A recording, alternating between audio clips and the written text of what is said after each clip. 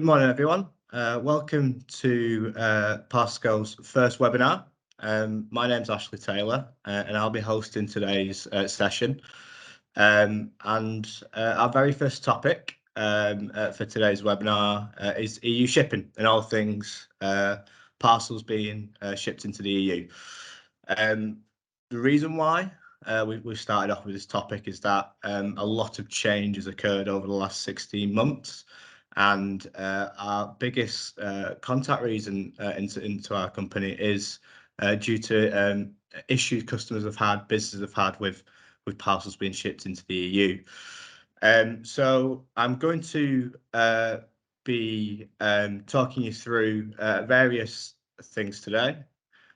So there's a number of discussion points, and these discussion points have been driven by my own area of expertise.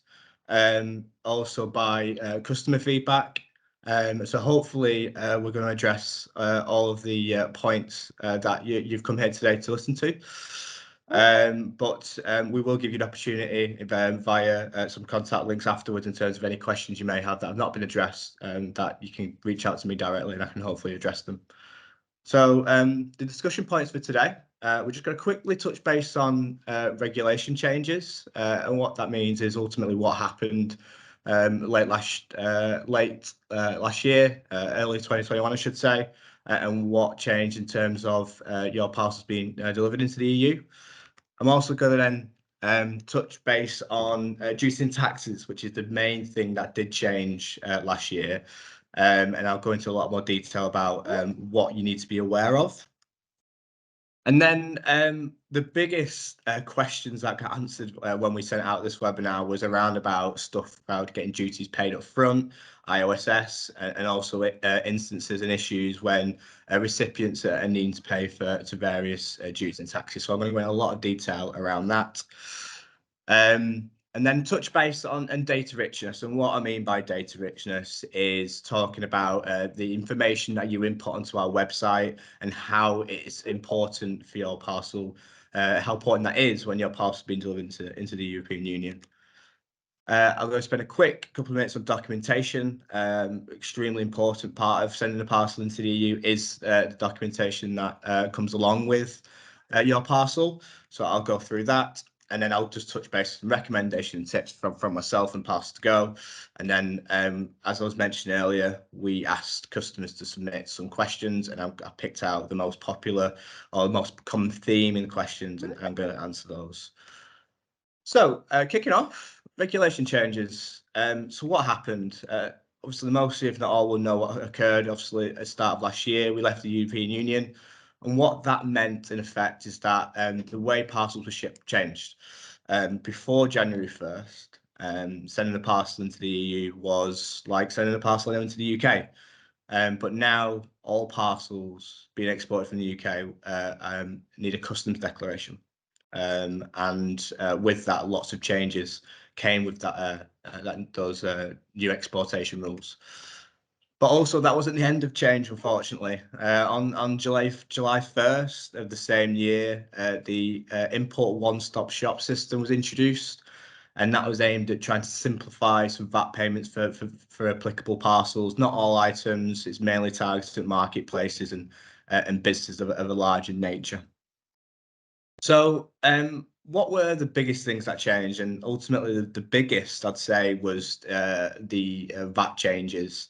So before January 1st, all parcels being applied had UK VAT to be charged against for the shipping cost.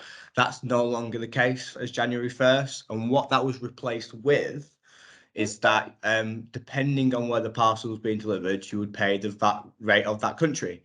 So you would pay the VAT percentage, which would be applied against the value of the item and also the cost of shipping. So if your item was valued at £20 and the shipping cost was £10, the percentage would be applied against those two things. And that's been a common question we get around VAT.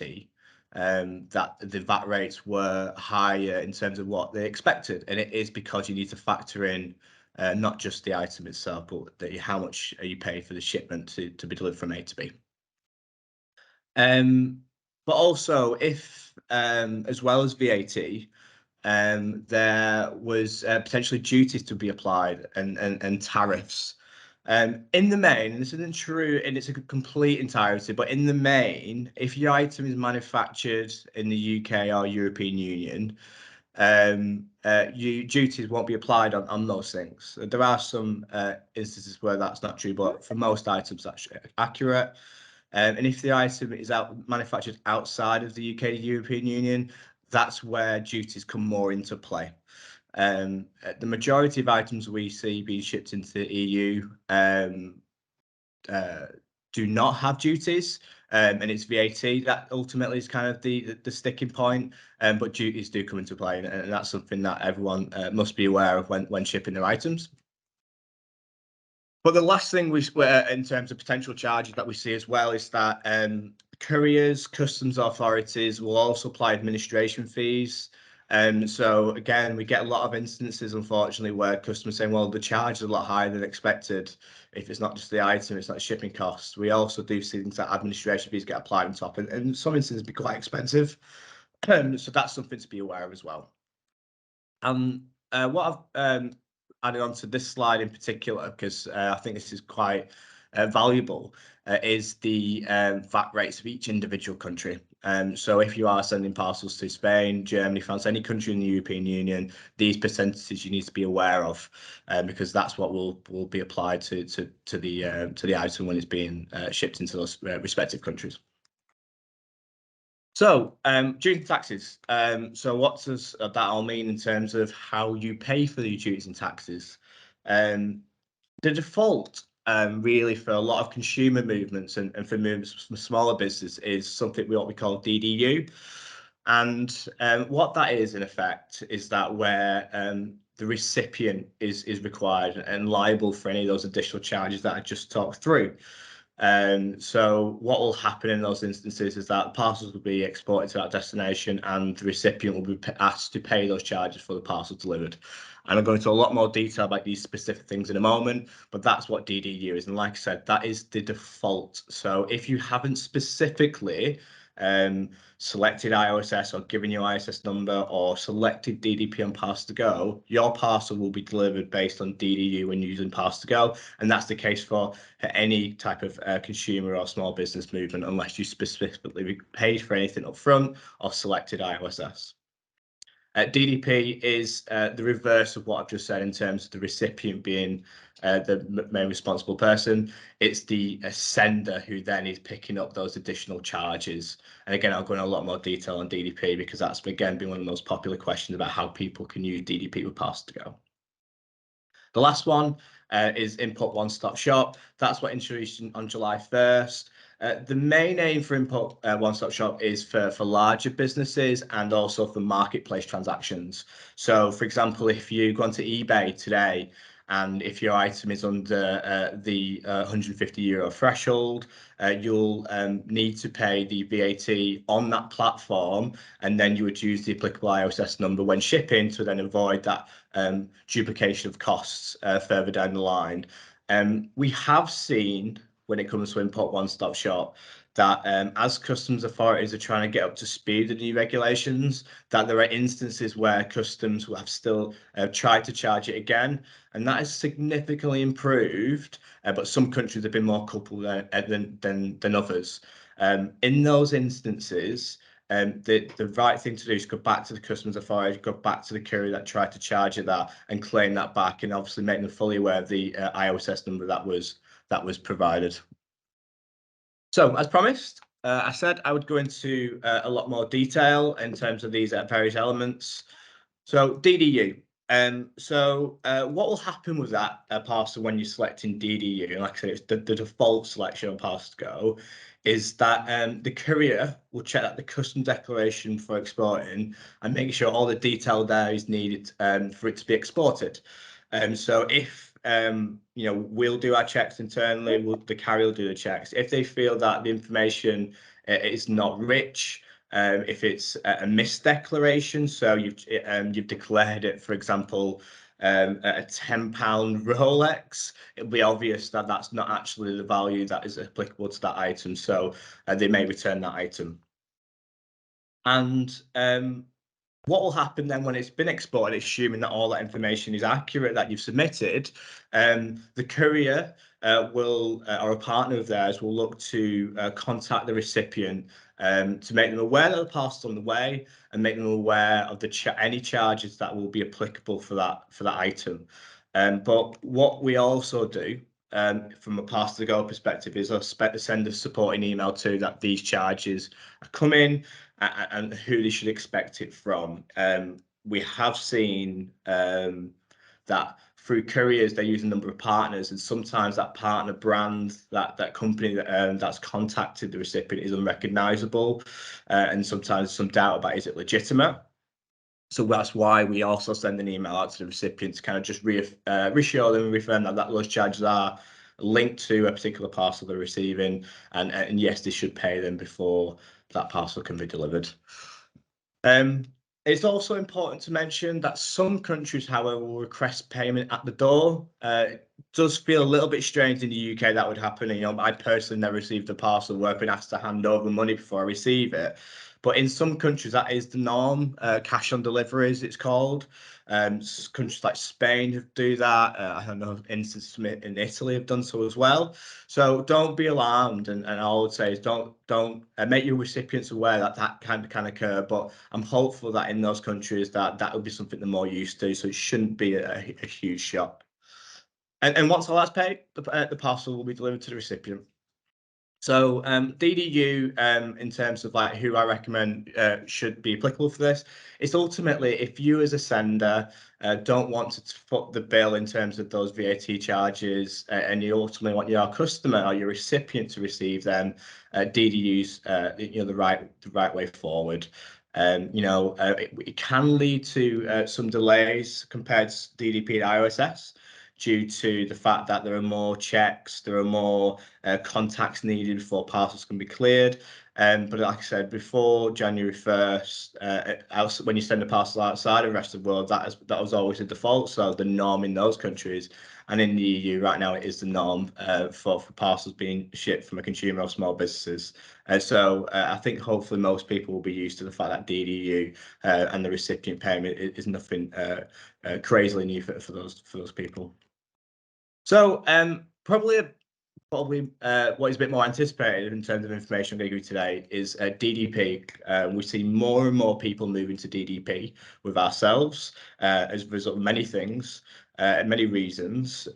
So I'm going to go into a lot more detail around DDP and how you can actually buy DDP on Parcels2Go, because it's still a question that pops up about, well, great, you sell DDP, but it's where can I buy it? So it's only applicable on certain services, and we only sell it at the moment into the European Union. The rest of the world is coming, but we focus on European Union because that's where a lot of the change has been. If your DDP is selected, and I will go into a bit more detail about how you do that in a moment, your parcel is effectively pre-cleared through customs, assuming all the data you've submitted is accurate, the values, etc. It will be cleared, and your parcel will move a lot quicker through the networks and from A to B. And it means your recipient will have no additional charges to pay. And ultimately, their only job then is to receive those goods. What I alluded to it a moment ago, what we have seen because of the less friction with DDP, that parcels get delivered a lot quicker. Of course, depending on the service, but anywhere from 1 to 5 working days quicker. And that's just a result, like I said, of the less friction, the less need to reach out to people, etc. So from my perspective and from Parcels2Go's perspective, we always recommend DDP if it makes sense for you to pay those charges up front, and it's definitely a better experience for you and your recipient. So it's all well and good. How can you actually pay for DDP on Parcels2Go? So we are the very first and still the only pay-as-you-go website where you can purchase DDP. And we've been expanding that portfolio quite quickly as soon as we realised that customers were taking it up and enjoying the experience that comes with that in terms of an improved experience compared to what they were seeing before. So it's available at the moment on to certain destinations with Every, the newly branded Every, and DPD, but it's available to all European destinations with UPS. The Every and DPD has been the case since July 1st when we launched it. At UPS, we actually launched like 2 weeks ago.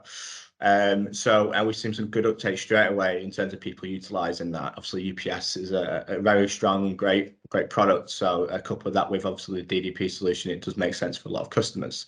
And we're going to be expanding that. Unfortunately, I can't share which couriers they'll be with, who will be expanding that with. But just keep close. We'll be sending out lots of marketing communications around who we're partnered up with to kind of offer these DDP solutions. So how do you pay for it on Parcels to Go? So what I would say is look for this banner. So every service into Europe which has DDP available will have a banner next to the courier brand saying prepaid delivery duty is available. So you'll see them all DPD services, you'll see them on UPS, you'll see them on Every and any future products we do introduce. So just look out for that banner, and if you see that banner, it knows that you can pay for DDP and you'll be asked the questions during the order process with Parcels to Go. So I'm going to talk you through what that order process looks like. Hopefully many of you have seen this already, but I just want to go into step by step so it's clear in terms of how you can purchase it. So you'll be asked some parcel details first, but I'm going to jump straight to the customs details because this is where really DDP comes to life. The first things you'll need to do is select your VAT status and export reason. So if you're, what that means, if you're a consumer, ultimately just a single individual sending the parcel to an individual or a business, your VAT status would be personal individual. We also have other options for companies who are VAT registered and not VAT registered. And I'll go in a bit more detail around these certain sections later on, but I'm trying to specifically kind of show you where DDP is available. You'll then need to select your commodity code. Again, I'll go into a little more detail on these later on, but once you've selected your commodity code, entered your contents, descriptions, values, etc., you'll then be given the option of, okay, do you want to use DDP or do you want to go through, like I said, the default option of DDU? And then, yeah, I'll touch base on these a bit more detail. I know commodity codes especially, it has been that new element that's come in over the last 16 months that customers want to know a lot more about. So once you've done those two things, you'll come up with this page. So the very first thing we ask you actually is, do you have an IOSS number? So as a business, do you have an IOSS number? Have you obtained one through a marketplace transaction? If you have, place it in here. We do also have, the marketplaces actually on the drop down as well. So if you have purchased through eBay, just select eBay and the IOSS number will pre-populate for you. But in the main, if you don't have an ISS number, the next two questions are obviously the next two DDP or DD options are the important part. So all you need to do, if you want to pick DDP, is say yes, I'll pay the tax and duties, and simply what will happen is based on all the information you're giving us, a value will be calculated. And that calculation is based off all the information that we have, based off the value, where the parcel's going to, and also a small administration fee that gets applied for utilising that. I think it's really important to mention, though, that the cost that you would pay for DDP as the sender would, in all instances, be less than what the recipient would need to pay. And I suppose the question is, why would that be? Is because that administration fee that is applied by customs and the carrier at the back end can be quite steep. So our recommendation in terms of just from pure cost perspective is to go through the DDP route, if as a sender you're willing to do so. And there's a section at the bottom here, which explains it a little bit more in terms of why we recommend DPD. It's because it's cheaper. It's the service is significantly faster, and as a result, that will lead to a better customer experience. And that's it. So it's just simply that section there. Just select DDP, generate how much the additional cost is, and ultimately away you go. So I've spent a lot of time on DDP and why we recommend utilising it and how to use it, and hopefully that's been beneficial to a number of you. But the next topic, I think, is equally important, if not more, depending on who you speak to in our operations team especially, is the importance of data richness. So like I was saying before, that is the information that you give to us through the order process. And so I'm going to touch base on a couple of those points because it's critical that we get those elements right. So just to avoid any issues with your parcels being delivered from A to B. So the first one I'm going to touch base on is parcel descriptions. Try and make these as descriptive as possible. I think carriers, customs authorities are really looking for as much detail as you can give them, so they have confidence that when they're doing their checks, that the item has been declared. If it's not, you risk the parcel potentially being stopped and held as customs then investigate and potentially contact you as a sender, understanding why it's not the item that's been declared, or asking just simply for more information before they allow it to move on. So I've given a poor example. So if you are sending a toy, if you just declare it as a toy, you run the risk of that parcel being potentially stopped and slowed up. So we would recommend you giving a lot more detail. And I've given an example here. It's based off my own son's toys that is at home. It's Thomas the Tank Engine wooden toy would be a much better description.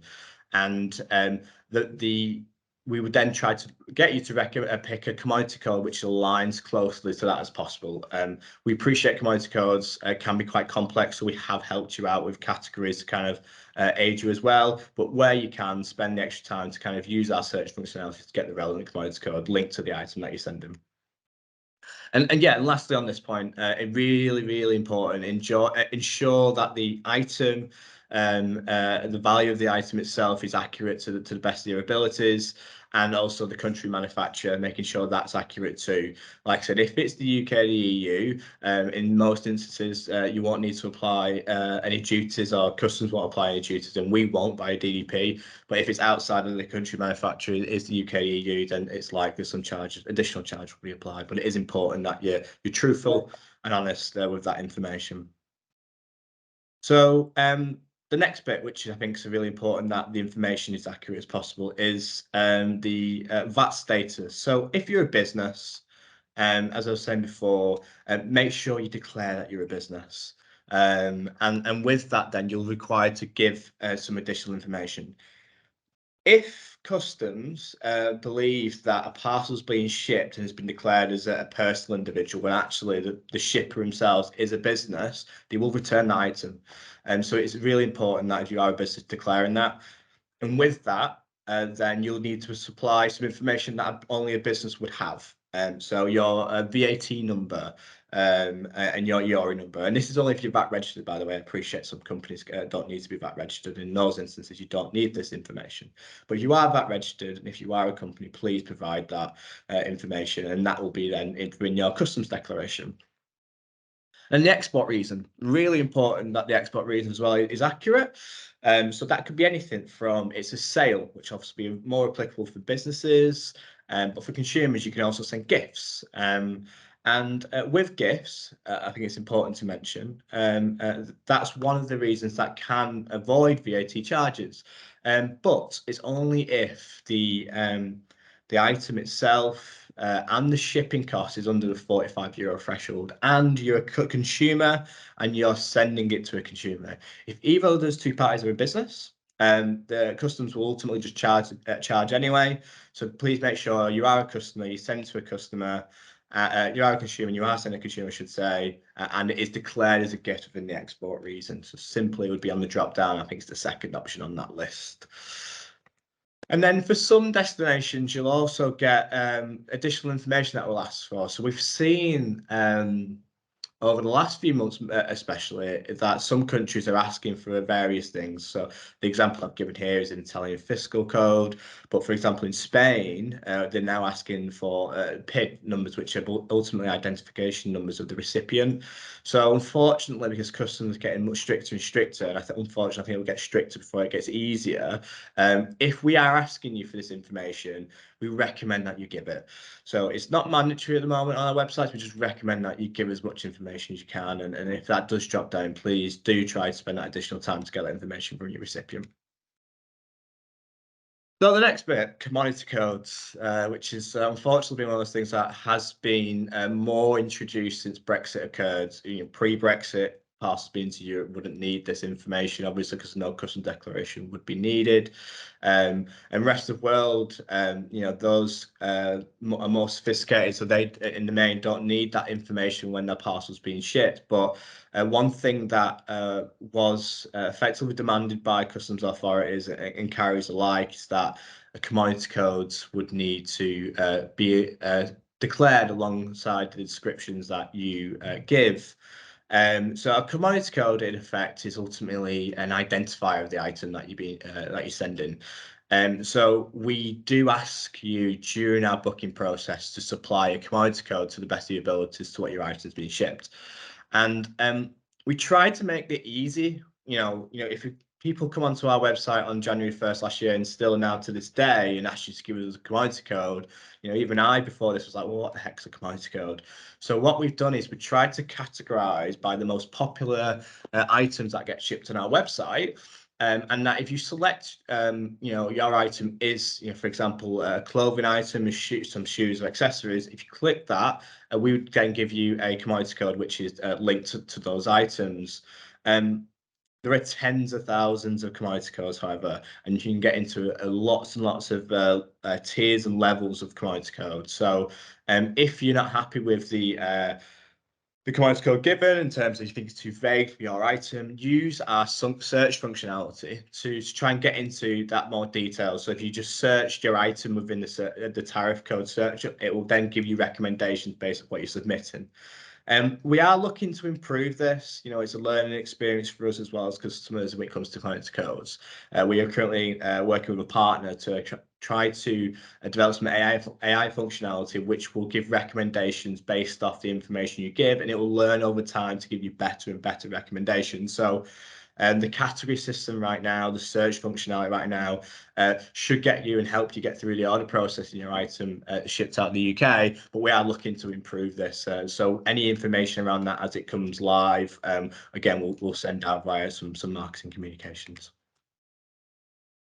So what also is important when it comes to commodity codes is, and also your items. So there may be instances where you are sending parcels to a country where there's more than one item. It's really important that you declare each of those items. You give the information for all the items in your parcel. So if you do, all we simply ask is click on add another item. And what will happen is we'll just give you another commodity code drop-down selector. So if you've got some clothes in there and then you've got some toys in there, just make sure you select commodity codes which are applicable for those items. And then on your customs declaration form, it will then split those out, and it'll just, again, help your parcel get through the network a lot quicker. And then last one, and this is one of my colleagues' biggest recommendations is contact details. It's really, really important that the information that you supply in terms of contact information is accurate. And that's because for two reasons. If you've selected DDU as your route that your parcel is going, the customs authorities or the courier themselves need to contact the recipient to be able to pay those duties and taxes. So if those numbers are incorrect, they have no way of contacting them, and ultimately that parcel will just be returned. One thing, unfortunately, we have seen, and I can understand why people would do it and customers would do it, because obviously they want to just get sometimes through our order process, is submitting their own details as the sender instead of the recipients. And ultimately what will happen is one of two things. The parcel might get returned because it's obvious to the carrier, it's obvious to the customs authority that that's not a in-country contact details. Or you'll just get the contact saying, well, you need to pay the customs duties and taxes yourself, and there's no real point in my eyes to do that. If you may as well go through the DDP option if that's the route you're going to do in terms of paying for it anyway. So what we have done on the website, and you may have seen this recently, is that if you do just copy the sender's address email address, and the phone number will say, look, we would really strongly recommend giving you the recipient's information for all the reasons I just explained.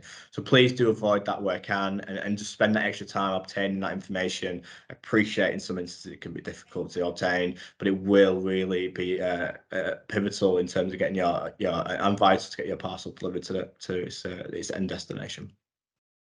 So all I've done here simply is just give an email address, and the last point in it is that it's, like I said, use the recipient's details and the country code with that number, because that again will make sure that the carrier our customers can reach out to the customer, customers receiving the parcel. So the very last topic before we get into the Q&A and some tips is the documentation. So one of my colleagues calls it the parcels passport. The documentation that comes with your parcel is really important. So once you've gone through our whole our order process, which is a reasonably quick process these days, you will be given copies of commercial invoice. There is a carrying question where that doesn't happen. I'll touch base on that in a second. But what you'll get is 3 to 4 commercial invoices, and we would always recommend placing one of them in your parcel itself, and then the remaining needs to be attached on the outside of the parcel. The reason why we recommend putting one in the parcel is that if for whatever reason those commercial invoices come detached from your item, then the customs authority will open your item to try and understand the information. If there's commercial invoice documentation, then it will just help them understand the items that are being shipped. It's really important that you apply these. We actually are changing and revamping our commercial invoice from this one on the right hand side, so it's much improved to kind of help the customs authorities to understand the items in there. So if you do start seeing a slightly different document to this in the near future, that's why we are looking to kind of improve these commercial invoices. And I did mention that there was one exception, and that's with DPD. And will be some more carriers as well, and the reason is that they actually send this documentation electronically, and which we find obviously is significantly better, because you don't have to apply these commercial invoices on top and print them out, and that ultimately is just sent across to the customs authorities. Then they have all that information when the parcel lands in their country. So to summarize all of that, and also give some recommendations from a parcel perspective, is use DDP or ISS where you can. If it works for you, I appreciate it doesn't always work for you. We know some customers, and a lot of customers still want the recipients to pay for these taxes and duties.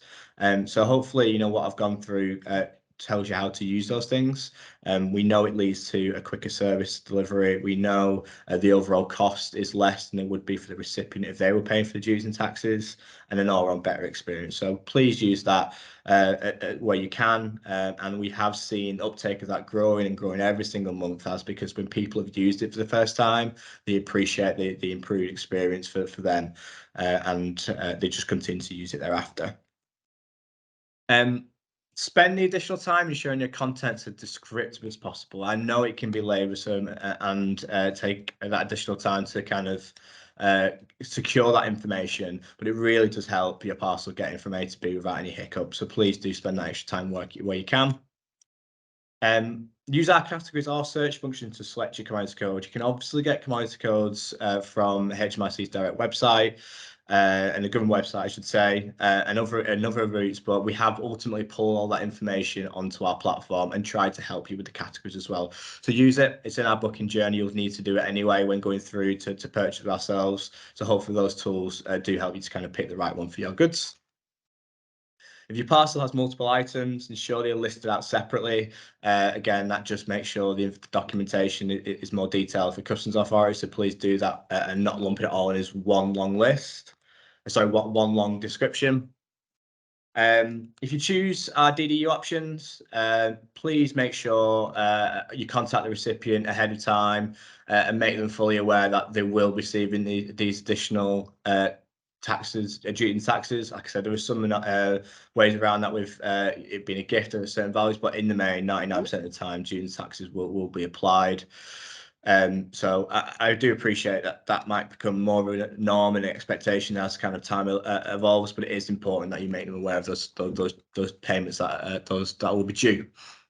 Yeah, and like I said, make sure the contact details are accurate as well, because ultimately we need to reach out to those customers, and the customs authorities need to do so. So making sure they're accurate is vitally important. And if you're given a commercial invoice, place one inside your parcel. We also recommend that actually for labels as well. Placing a label inside your parcel could be really advantageous, in case for the same reason commercial invoices come off your parcel. If your label's not applied, that could also come off. So doing that for the commercial invoice and your labels is incredibly important. So I've gone into hopefully a lot of detail for you in terms of shipping your parcels. So I've just got a Q&A section now, and this is a Q&A section which has been driven by questions that have been pre-submitted. So when we reached out to you, we did ask if you wanted to submit any questions, and I've tried to pick out the most common questions and then ultimately answer them today. And like I said, at the end, I will give you an email address where you can contact me directly, and I'll answer any questions post this webinar if you feel like you've not been able to kind of get the information you need today. But just going through the questions, I've got 5. How, as a business, can I become IOSS registered? So IOSS is mainly targeted, like I said, at marketplaces, but also for businesses who are shipping a lot into the EU. So we've partnered with a company called Avalara. Avalara are a VAT company ultimately that help people with VAT registrations and IOSS registrations. So we partnered them a few months ago, and if we have a section on our international shipping hub, which I'll go into a bit more detail at the end in terms of how you can get that information up from there, in terms of where the international shipping hub is. But if you go on there and look up the section on Import One Stop Shop, we have a form which we just ask a couple of questions, and there's an Avalara logo right there, so hopefully you can find it reasonably easily. And what we'll do with that information is it'll automatically be triggered to Avalara, sent to them, and then they'll reach out to you. We've had a number of businesses use that company, and a lot of them have fed back to that the process of getting IOSS registered was very slick. There is a fee for doing so, but ultimately it'll kind of, in the long run, will make your life a lot easier utilising that system, and also aid your parcels getting through networks a lot quicker. So Avalara is our recommended partner when it comes to IOSS registration. And like I said, go to the international shipping hub on our platform, and the details about how you can kind of reach out to them are on there. I know obviously I touched base on this quite heavily, but it was the most popular question about how I can pay for duty and taxes up front. So I did want to specifically pull this into the Q&A.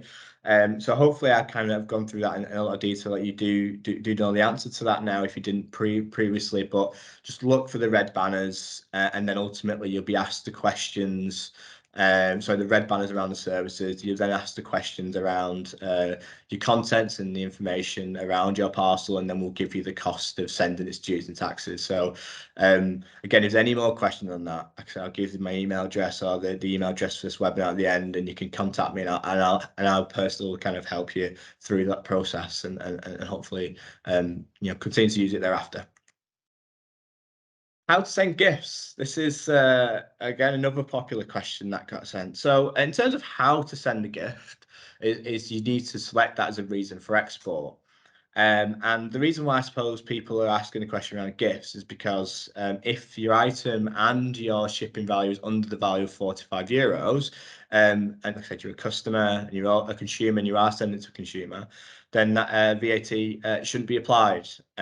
We have just being completely transparent, especially in the early days, seeing that even under those rules, that some countries would then still apply those charges incorrectly. And it is incorrectly. It is the rules and regulation that you can have that VAT exemption for a one-time movement for consumer to consumer.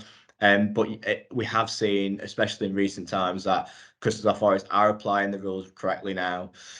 So as long as you declare it's a gift, the item in there is clearly described as a gift also, so the contents of that gift, and it's within the rules, like I said, under €45 of value and shipping cost, the VAT won't be applied. So yeah, that's how you send a gift. So even if it is over €45, you can obviously still send the gifts. You just will need to be aware that those dues and taxes will be applied to the recipient or as the sender if you choose to go through the DDP route. And another question that came up was, is there any country you would avoid shipping to? So as I sit here now, the answer is no, but it's not always been no, unfortunately. So we have, over the last 16 months, noticed some countries struggle a little bit more with the new regulation changes than others. So such as Spain, Italy, I really had a lot of instances in the early days where parcels were getting stuck in customs and unfortunately being there for some significant time. Anyone on this call who was sent a parcel in especially the first few weeks after January 1st would unfortunately probably been a part of those delays. But as we sit here right now, most countries, if not all, actually are moving parcels pretty well. There is still some noise here and there for Italy, as I mentioned before, and we have started to see a little bit in France due to some VAT changes that got applied in the start of this year. But in the main, most countries are now moving well. So the answer to that ultimately is no, I wouldn't avoid shipping to, but just stay close to our updates on our website around any country that we're seeing delays, because we do update that as frequently as we can to make you aware of any delays. And we will update our SLAs to be reflective of what we're seeing in the data and also what customers are feeding back to us as well. And the very last question is, which service would you recommend using? So as a comparison website, we ultimately let the customer make the choice in terms of what the right product is for them. But what I would say is that we will not sell a service that we would personally recommend in terms of or want to offer to our customer base. We've made the tough decision, but the right decision over the last 60 months to remove any partner who are not delivering parcels within the SLAs that are being sold, having significant issues. And that's ultimately, as a brand, as a company, we only want to sell products that we can be proud of and are partnered with. So utilising UPS, DPD, FedEx, Parcel Force, Royal Mail, which is the new addition to our website, and even every to certain countries that we still have them available. We would recommend any of those products, and actually we're going to be relaunching their products soon as well after their involvement of their new products. So we recommend any of those services. If it's on the website, it's a service that we're proud to sell, and your parcel will be delivered within the SLAs that we do advertise. So ultimately, that would be my and Parcels recommendation. So I know I've rabbited on for half an hour. I really do appreciate every single person that has attended this webinar. Hopefully you've took something from it. But if you haven't, use this email address that I'm giving you here, which is webinar@parcels.com. They'll come through to me, and I'm going to spend the next few days answering all those questions. In any instance, I could potentially call some customers as well in business if they want a more detailed conversation. But I really hope you've enjoyed our first webinar as a company. There's going to be more in the future, various different topics, maybe a bit more specific around European Union and some other areas of the business. So if you do have any feedback or requests about what webinars you'd like to see in the future, just send a note to this email address and we'll take that on board. So thank you for your time. I really appreciate it, and hopefully speak soon.